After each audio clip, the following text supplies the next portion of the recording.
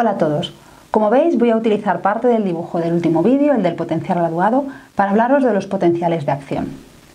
El potencial de acción es también un cambio en el potencial de membrana de la célula, pero a diferencia del potencial graduado que ocurría en el cuerpo celular y las dendritas de la neurona, el potencial de acción va a ocurrir a lo largo del axón de esta neurona.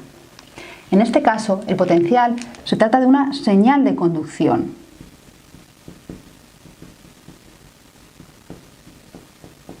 Es una señal que se va a transmitir a lo largo del axón, a diferencia del potencial graduado, que era una señal de entrada. Como ya anticipamos en el anterior vídeo, además, el potencial de acción es desencadenado por la apertura de canales regulados por voltaje. Canales regulados por voltaje. Exclusivamente canales de sodio y canales de potasio. Vamos a situar aquí los canales. Tendríamos, como ya he dicho, canales para el sodio y canales para el potasio. Las características moleculares de estos canales van a ser determinantes en las propiedades del potencial de acción.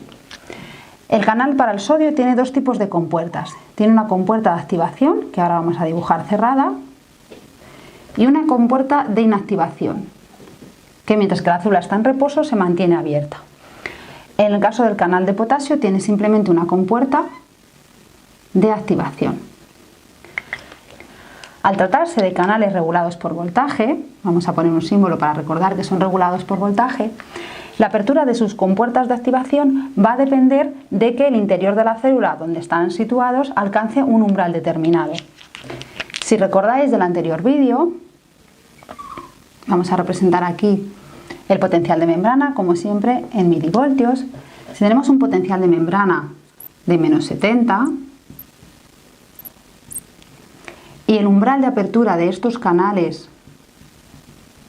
pongamos que está en los menos 50, partiríamos de un potencial de membrana en reposo de menos 70 y la entrada, por ejemplo, de iones sodio promovida por la apertura de canales regulados por ligando en las dendritas o el cuerpo celular, como vimos en el anterior vídeo, podría provocar la despolarización de este potencial de membrana. Para que se abran las compuertas de activación de estos canales, necesitamos que esa despolarización tenga suficiente intensidad como para llegar en la zona gatillo al umbral de los menos 50. Recordad que para eso necesitábamos en muchos casos sumar potenciales graduados. ¿Vale? Estos serían potenciales graduados que se van a sumar.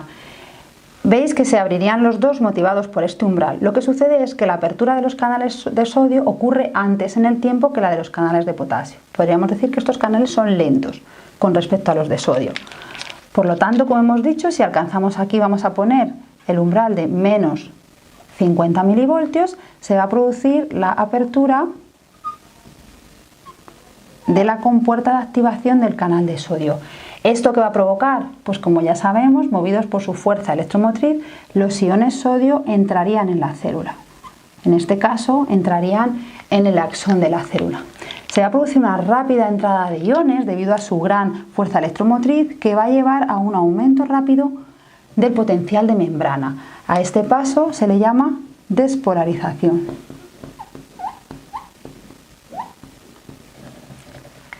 La despolarización de este potencial de acción tiene un máximo posible y este máximo posible se debe a la existencia de esta compuerta de inactivación.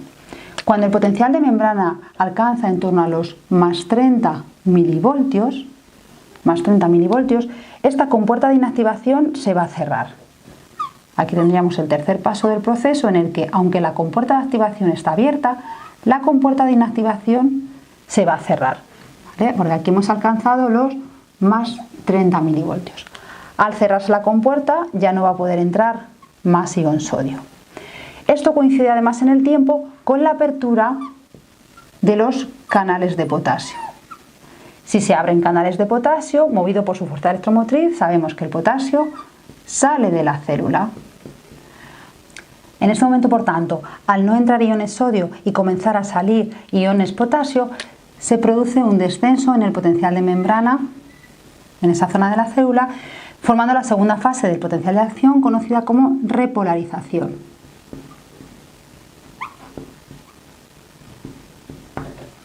¿vale? La repolarización es el descenso del potencial de acción y en este momento, si no se da un segundo potencial de acción, esa zona de la célula recuperará el potencial de membrana original.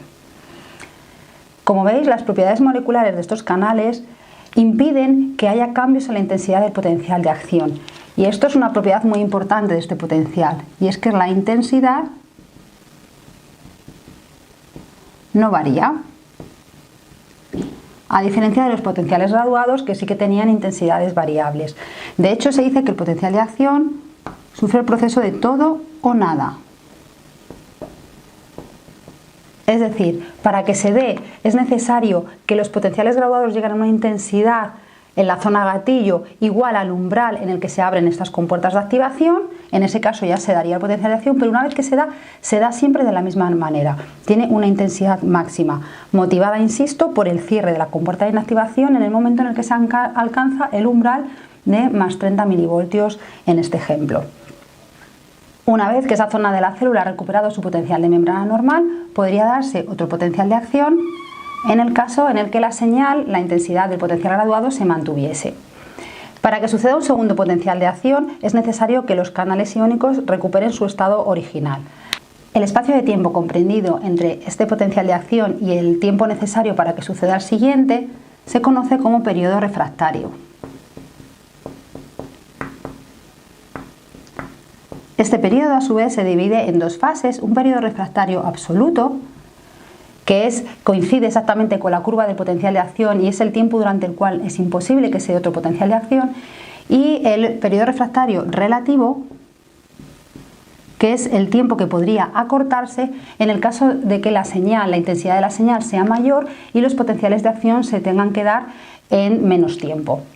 Porque el hecho de que el potencial de acción no pueda subir de intensidad, no podía haceros preguntaros en cómo consigue entonces esta neurona mandar señales con diferentes niveles de intensidad. Entonces la forma en la que lo hace es acortando el periodo refractario relativo y haciendo potenciales de acción más rápidamente, en menos tiempo.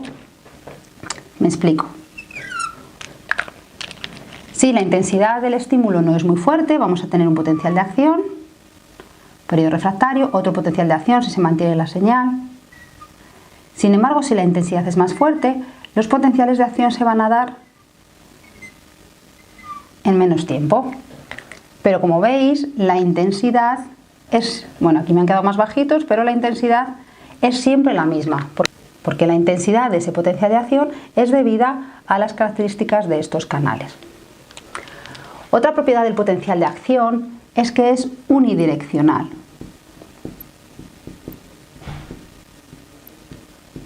Y esto también se debe a las propiedades moleculares de estos canales. Hemos dicho que el potencial de acción se va a iniciar en la zona gatillo. Ahí se van a abrir los primeros canales regulados por voltaje debido a esa despolarización que ha llegado, al sumarse potenciales graduados, ha llegado con suficiente intensidad a la zona gatillo. Es decir, hemos llegado al umbral. Se han abierto los canales, han entrado iones sodio y eso pues ha despolarizado esta zona del axón, del interior del axón, haciendo que se despolaricen pues las zonas adyacentes. Esta despolarización, por supuesto, va a promover la apertura de otros canales regulados por voltaje, los que estén inmediatamente después de estos canales. A la izquierda no tendríamos nada porque sería la zona gatillo, serían los de la derecha. Entonces, si aquí tenemos otro canal iónico para el sodio, se abriría su compuerta de activación por estas cargas positivas que van a difundir en las proximidades del citoplasma del axón y esto provocaría la entrada de iones sodio. Lo que va a suceder es que mientras esta zona nueva se está despolarizando, la zona previa que ha provocado su despolarización está ya en fase de repolarización. Es decir, cuando aquí tenemos despolarización, en la fase anterior tenemos la fase de repolarización. Esto impide que los potenciales puedan circular, puedan viajar en este sentido. Porque hasta que esta zona no se repolarice completamente y finalice su periodo refractario, no podemos volverla a despolarizar. De esta manera conseguimos, o la neurona consigue, conducir este impulso nervioso, este impulso eléctrico en una única dirección, siempre en el sentido hacia el terminal axonal donde se va a producir la sinapsis. Y ya que hablamos de conducción del impulso eléctrico, vamos a ver cuáles son los factores que determinan la velocidad de esta conducción. El primero de ellos sería el diámetro del axón. Cuanto mayor sea el diámetro del axón, menor será la resistencia al flujo de los iones y por tanto mayor la conducción. Así que a mayor diámetro del axón, mayor será la velocidad de la conducción.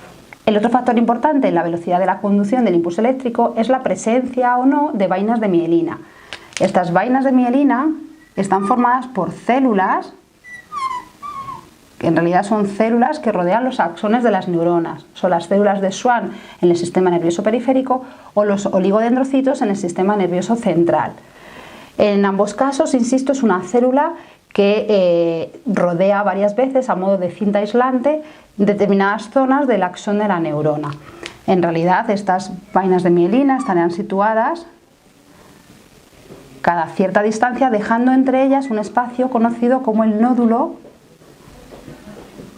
de Ranvier.